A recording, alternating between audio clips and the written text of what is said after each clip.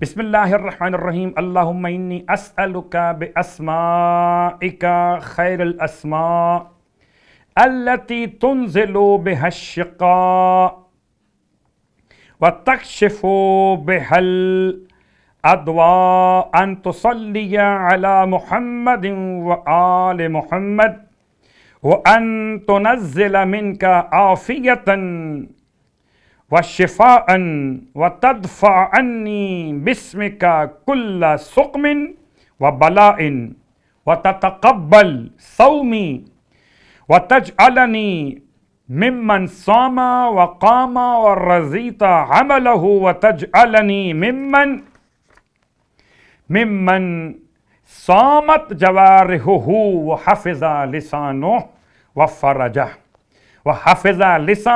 وفرجه وترزقني عملا ترضاه وتمن علي بالصمت والسكينة وورعا يحجزني عن معصيتك یا ارحم الراحمین۔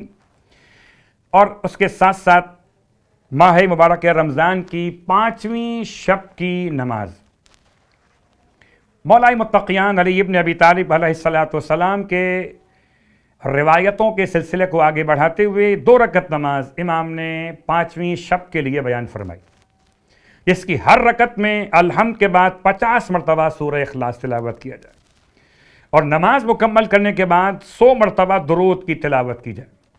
امام فرماتے ہیں اگر کوئی شخص یہ نماز پڑھ لے تو روز قیامت مولا متقیان فرماتے ہیں میرے ساتھ داخل جنت ہو جائے گا۔ خدا ہم سب کو اس نماز کی توفیق عطا فرمائے۔ 5ویں دن کے روزے کا ثواب، روایت آپ کی خدمت میں مسلسل ہے سرکار ختمی مرتبہ صلی اللہ علیہ وآلہ وسلم کی کہ 5ویں دن روزے کی برکت سے پروردگار عالم جنت مأوا میں تمہیں 1000 شہر عطا کرے گا۔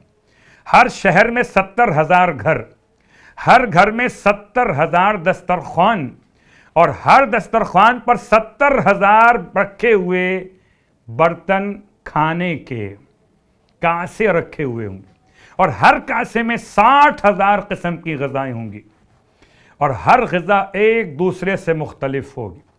پروردگار اس روزے کا ثواب ہم سب کو عنایت فرمائے۔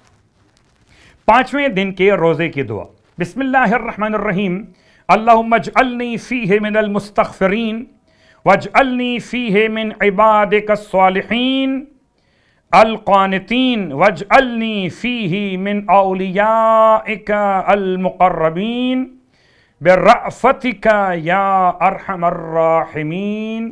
مومنین کرام، نبی اعظم صلی اللہ علیہ وآلہ وسلم خطبہ شعبانیہ میں فرماتے ہیں ماہ مبارک رمضان کے بارے میں کہ ماہ رمضان اتنا عظیم مہینہ ہے، اتنا بابرکت مہینہ ہے کہ جس کے دن تمام مہینوں کے دنوں سے افضل ہے، جس کی راتیں تمام مہینوں کی راتوں سے افضل ہے۔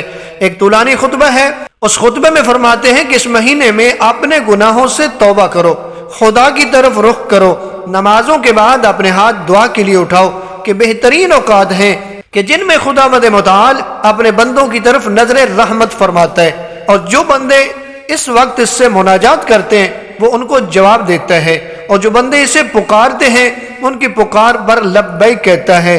اے لوگوں، اس میں شک نہیں کہ تمہاری جانیں گروی پڑی ہیں، تم خدا سے مغفرت طلب کر کے ان کو چھڑانے کی کوشش کرو، تمہاری کمریں گناہوں کے بوجھ سے دبی ہوئی ہیں، تم زیادہ سجدے کر کے ان کا بوجھ ہلکا کرو، کیونکہ خدا نے اپنی عزت و عظمت کی قسم کھا رکھی ہے کہ اس مہینے میں نمازیں پڑھنے اور سجدہ کرنے والوں کو عذاب نہ دے اور قیامت میں ان کو جہنم کی آگ کا خوف نہ دلائے۔ اس مہینے میں جتنا ہو سکے استغفار کریں، اور استغفار کے تو بڑے فوائد ہیں۔ ابن عباس سے روایت ہے کہ میں امیر المومنین علی ابن ابی طالب علیہ السلام کی خدمت میں تھا کہ ایک شخص آیا، اس نے کہا کہ میں گنہگار ہوں۔ دوسرا آیا، اس نے کہا میری زراعت خشک ہو گئی ہے۔ تیسرے نے بارش کی کمی کی شکایت کی۔ چوتھے نے محتاجی کا بیان کیا۔ 5ویں نے بے اولادی کا شکوہ کیا۔ آپ نے ہر ایک کو استغفار کے لیے فرمایا، یعنی یہ فرمایا کہ استغفار کیا کرو۔ میں نے عرض کی، اے مولا، سوال تو مختلف تھے، آپ نے سب کو استغفار کا فرمایا، تو آپ نے سورہ نوح کی آیت نمبر 10 سے 12 تک تلاوت فرمائی۔ آپ دیکھ رہے ہیں وہ آیات، بسم اللہ الرحمن الرحیم فقلت استغفروا ربكم انه كان غفارا يرسل السماء عليكم مدرارا ويمددكم باموال وبنين ويجعل لكم جنة ويجعل لكم انهارا.